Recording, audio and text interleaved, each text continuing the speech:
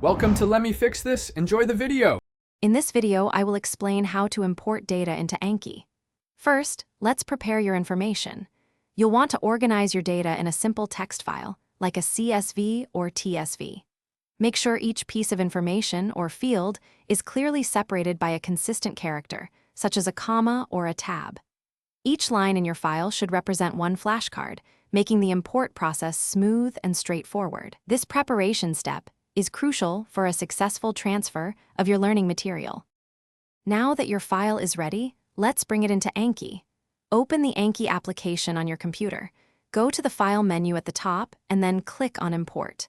A window will pop up, allowing you to browse and select the text file you just prepared.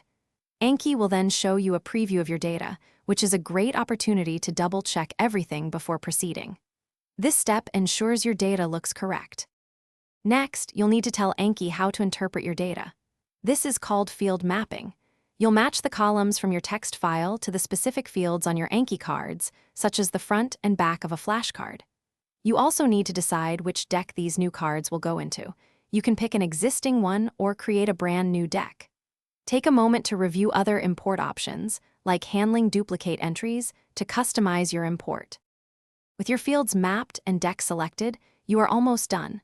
Simply click the Import button to complete the process. Anki will then transfer all your prepared data, creating new flashcards based on your specifications. After the import finishes, navigate to your chosen deck within Anki to confirm that all your new cards have appeared as expected. Now you are ready to start studying and benefiting from your newly imported learning material right away. Happy studying! Thanks for watching. If you found this helpful, don't forget to like and subscribe.